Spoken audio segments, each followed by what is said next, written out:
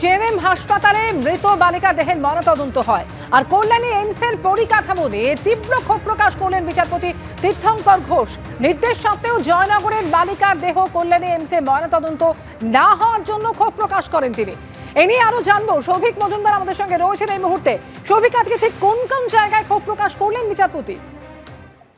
দেখো, প্রথমত মাননীয় বিচারপতি তীর্থঙ্কর ঘোষ তিনি সময় বেঁধে দিয়ে বলেছেন যে 31শে ডিসেম্বর 2025 অর্থাৎ আগামী বছরের 31শে ডিসেম্বরের মধ্যে কল্যাণী এইমসের পরিকাঠামোগত যা যা উন্নয়ন করবার দরকার আছে সেই উন্নয়ন কেন্দ্রীয় সরকার এবং রাজ্য একযোগে করতে হবে এবং সেই ব্যাপারে তিনি কেন্দ্রীয় স্বাস্থ্য সচিবকেও নির্দেশ দিয়েছেন যে তিনি খতিয়ে দেখে গোটা বিষয় সম্পর্কে উপযুক্ত পদক্ষেপ করবেন এবং এ রাজ্যের সরকার তারা কিন্তু সমস্ত রকম ভাবে তারা সাহায্য করবেন এবং কোথাও কোনো রকম বাধা সৃষ্টি করতে পারবেন না, এই মর্মে মাননীয় বিচারপতি তীর্থঙ্কর ঘোষ তিনি নির্দেশ দিয়েছেন। তার বক্তব্য হলো ওই কল্যাণী এইমস হাসপাতাল 5 বছর হলো সেখানে চালু হয়েছে, এখনো পর্যন্ত সেখানে পড়ানোর যে কাজ সেটা চলছে এবং প্রথম ব্যাচ সেখান থেকে বেরোবে যারা কিন্তু এমবিবিএস সম্পূর্ণ করবে এবং সেখানে এখনো পর্যন্ত পোস্টমর্টেম করার মতো পরিকাঠামো কেন নেই, অন্যান্য সুযোগ সুবিধা কেন নেই, কেন জেএনএম এর মতো একটা প্রান্তিক হাসপাতালের সাহায্য নিতে হচ্ছে, সেই সমস্ত বিষয়টা নিয়ে প্রশ্ন তোলেন। ফলত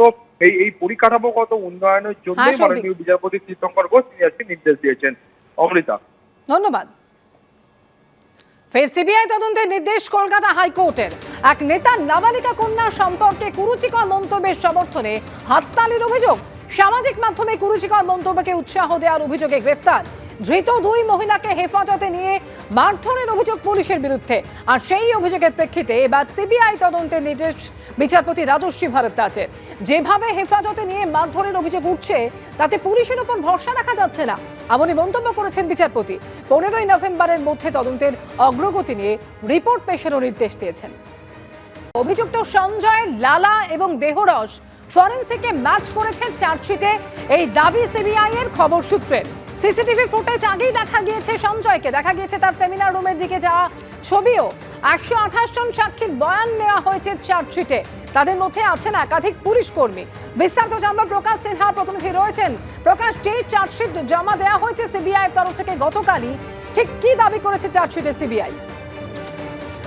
না দেখো, গতকালই চার্জশিট জমা পড়েছিল সঞ্জয় রায়ের বিরুদ্ধে এবং আমরা যেটা দেখতে পাচ্ছি বা আপনি জানতে পারছি, এই চার্জশিটে একাধিক ফরেনসিকের যে রিপোর্ট সেই রিপোর্ট জমা পড়েছে এবং চার্জশিটে সিবিআইয়ের তরফে দাবি করা হয়েছে বা তথ্য পেশ করা হয়েছে যে সঞ্জয় রায়ের সঙ্গে ঘটনাস্থল অর্থাৎ প্লেস অফ অকারেন্স সেখান থেকে যে নমুনা সংগ্রহ করা হয়েছিল অর্থাৎ সালাই বা সিমেন্ট নমুনা সংগ্রহ করা হয়েছিল সেটা কিন্তু সঞ্জয় রায়ের সঙ্গে ম্যাচ করেছে।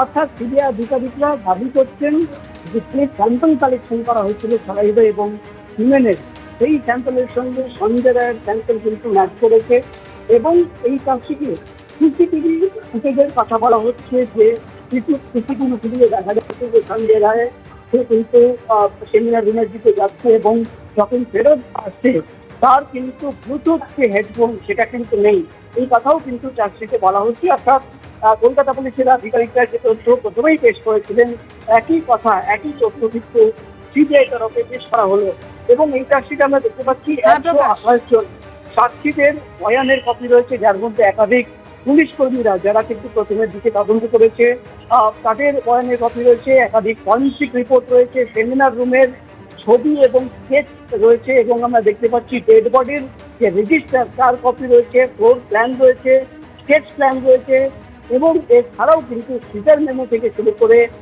থানা রেজিস্টার কপি কিন্তু অ্যাটাচ করা হয়েছে এবং সঞ্জয় রায় অভিযুক্ত তার কিন্তু মোবাইল ফোনের কল ডেটা রেকর্ড এই চার্জশিটের সঙ্গে জমা পড়েছে। অর্থাৎ সিবিআই এর তরফে কিন্তু দাবি করা হচ্ছে সেদিন কিন্তু সঞ্জয় রায় সেখানে গিয়েছিল, সেই কিন্তু খুন করেছে, সেই ধর্ষণ করেছে, এমনই তথ্য কিন্তু এই চার্জশিটে পেশ করা হয়েছে আমরা দেখতে পাচ্ছি। ধন্যবাদ প্রকাশ।